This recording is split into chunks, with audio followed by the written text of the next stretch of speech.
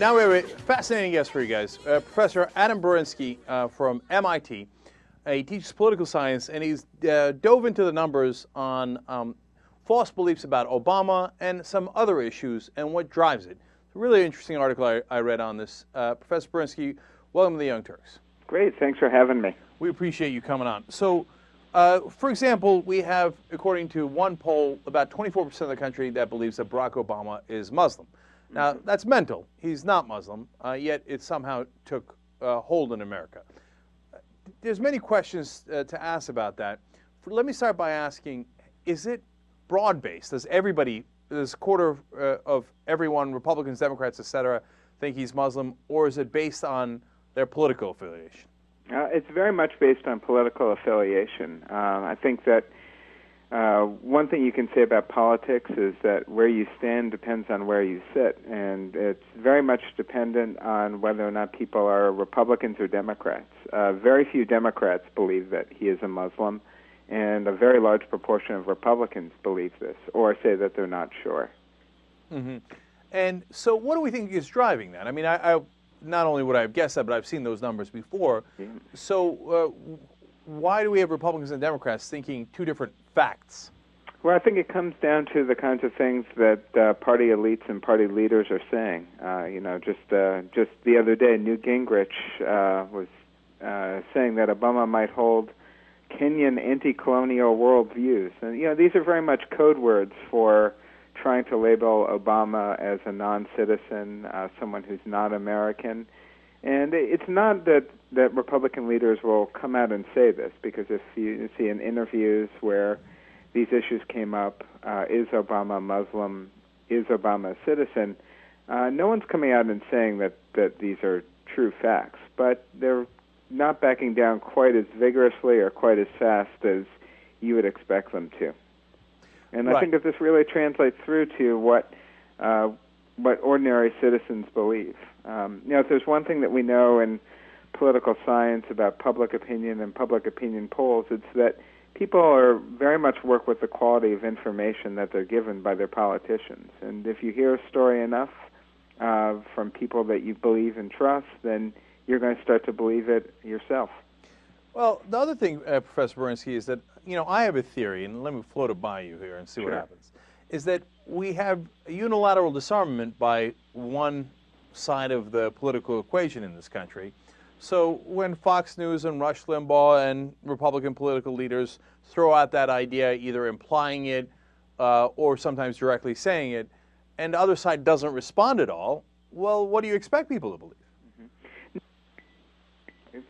And I will say that there are some studies that have been done that suggest that actually denying these kind of rumors can make things worse. That there's a study done by Jason Reifler and Brendan Nyhan that suggests that if you tell people that these rumors are incorrect, simply by repeating that rumor, that you can, in fact, make people more likely to believe it. Well, that's another problem with unilateral disarmament, because one party in this country does that on a consistent basis, and the other party never does it. Mm-hmm. So isn't the party that plays dirty naturally going to have a political advantage? That's true. I mean, I think that it is the case that if you have information that's coming from one side that is a very consistent message, then that's going to be the case. Now, I should say that Democrats are not innocent of this. In that same study that I did, I asked people if they believe that people in the federal government either assisted in the 9/11 attacks or took no action to stop the attacks because they wanted the United States to go to war in the Middle East. In that case, Democrats are more likely to believe that or say that they don't know as compared to Republicans. So it really is a two-way street. Yeah, I saw those numbers, and I was fascinated by it. It's not as stark as some of the other numbers. I'm looking at your graph right now. No, yeah, I mean, the differences are a lot smaller, but they're still there. Okay, but look, again, there's a huge difference there, because there were no liberal talk show hosts or liberal politicians that were going out and saying, 9/11, I don't know, right? Yeah. And maybe that's why the difference is smaller. No, I think that does explain in part the difference. And also, I mean, this is a difference that's been growing over time. If you look at polls that have been conducted about whether Obama's a citizen Obama's a Muslim, especially on that he's a Muslim, that these numbers have increased over time. The percentage of Americans, and especially Republicans who are more certain that he's a Muslim, have increased greatly over the last year. So I think that you're right, that it is about the quality of information, the type of information that's being broadcast.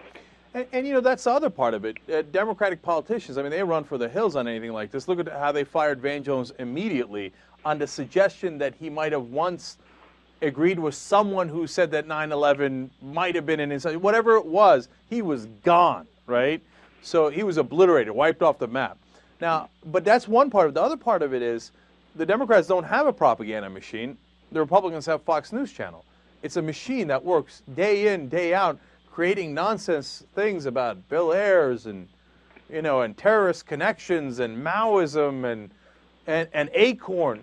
I mean, I saw another stunning poll where over a quarter of the country believes that Acorn stole the election for Obama. Mm-hmm. And where did they get that? Where did they get that? They got it from Fox News. So, well, you know, I mean, I will say that you know, it's not just Fox News that's propagating these stories. I think a lot of it has to go with Republican politicians. Because one thing I've done some studies where I've looked at about beliefs about death panels. Right, something that was very much in the news this spring. And what I found is that if I do studies where I can vary the kinds of information that people get by presenting them with news stories, that if even Republicans, and it's true of Democrats as well, if you present them with a story where you have a Republican politician who says that death panels are a fiction, that this is just basically a scare tactic, Republicans believe this, and that they will reject the death panel rumors. So I think that it's not just about news organizations. I think that a lot of the blame has to come to politicians as well. That's interesting. Do you think that's a concerted strategy? Because that's why, you know, as you mentioned earlier, like, well, they'll ask Mitch McConnell, hey, do you recognize that President Obama is not Muslim? He'll say, oh, I guess I take him at his word, you know, which is equivocal. And they asked John Boehner even about the Quran burning, and he took about 5 seconds to answer. Mm-hmm. Like, do they know what game they're playing? And then, of course, then you wonder, do the Democrats know what game? Well, sure. I think the tables were turned. I think that Democrats would be playing a very similar sort of game. You know, it's why. I think in the end, it's that politicians are going to do what it takes to get elected, and that this is a real opportunity, kind of creating this uncertainty about Obama's identity, about death panels. No, I have to disagree with you on the last part. I don't know what you mean by tables turned. Tables have been turned. Democrats have been in the minority. They've been in the majority, and they act like wimps and weaklings every single time, no matter which position they're in. Maybe, but I think that if you look over time, I think that it's true in the last few years that Republicans have been the ones who've been disseminating these rumors, or at least making sure that they're not corrected. And I think you and I could agree on this, that is a strategy. It's bad for democracy, and it's damaging for the political system. And Professor Berinsky, let me talk a little bit about that more, because I just call the Democrats weak, et cetera. But I mean, they're not weak for not making up stuff like the other side. So I should correct myself on that too. It's just, and they are in a tough spot, because if you're going to be more ethical and you're not going to make up crazy stories, right?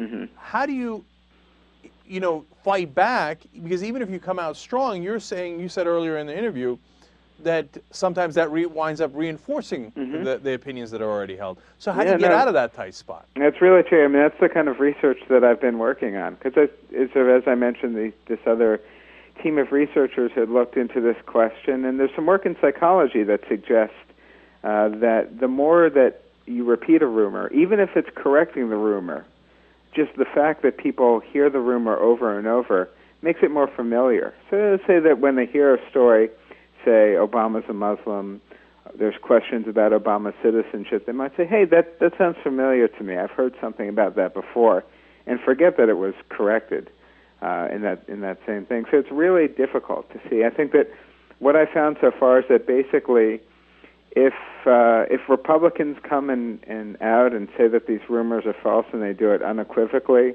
and they do it quickly, then that could correct people's misperceptions. But you know what? Short of that, I don't really see a pathway out. You know what? That's really interesting, because I think that implies that the onus is really on the media, because Republican politicians, as we talked about before, they know what's going on here. They're not going to do it on their own. But isn't it incumbent on the rest of the media to say, hey, wait a minute now, I need you on the record.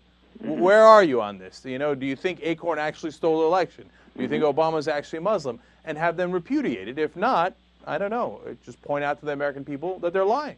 Now, there are Republicans who are doing this. That really? in these studies I was talking about, where I corrected people's beliefs, I used actual quotes from Republican politicians. So on death panels. That's really interesting. Like which one? Boy, I have to dig that up. Wasn't quite ready for this here. No, that's okay. But I'm saying on the issue. You're saying the issue was death panels? Death panel, sure. So, there's a lot of back and forth about that. Sarah Palin posting on Facebook, and a couple of Republican politicians who are involved in creating these end-of-life counseling sessions that became morphs into death panels. So this is ridiculous. This is not what the provisions say.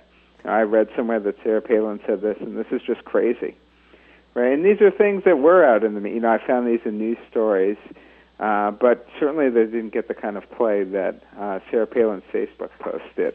All right, one more question for you, Professor. And we're talking to Professor Adam Berinsky at Political Science Department at MIT, and he wrote the blog, an article, Poll Shows False Obama Beliefs, a Function of Partisanship. So on that note, you had an interesting question in here on Roswell. Mm-hmm. And tell us what that was and how that relates to your research on the political issues. Sure. Well, in addition, on this poll, I asked about a bunch of rumors that I thought Republicans would support. Did Kerry lie in order to get his medals? Does healthcare establish death panels? Is Obama a citizen? Asked about some rumors that Democrats might believe about 9/11, but I wanted stuff that didn't have a political focus to see, is there just sort of an imbalance in what folks believe? Because when there was discussion a couple of weeks ago about the question about is Obama Muslim, a bunch of pollsters and newspaper reporters said, well, there's a whole bunch of crazy things that Americans believe. 20% of the country thinks that the sun revolves around the earth. And so I said, well, let me put something else in there that's non-political. So I asked, do you believe that a spacecraft from another planet crashed in Roswell, New Mexico in 1947? Now, a lot of people do believe that, right? If you ask, about 20% of people believe it, another third are unsure. But what's really interesting there is that Democrats and Republicans, there's no difference among those two groups. Right? Unlike the political rumors where we see these huge differences, you don't see those differences when you ask about Roswell. So that means that, of course, throughout a big country like ours or any country, you're going to have people who hold on to false beliefs. Mm-hmm. But that the ones that are political are driven by something, and that's why you see the difference between Republicans and Democrats. Exactly, right? You put the political content in there, and then really partisanship takes over. All right, it's fascinating research.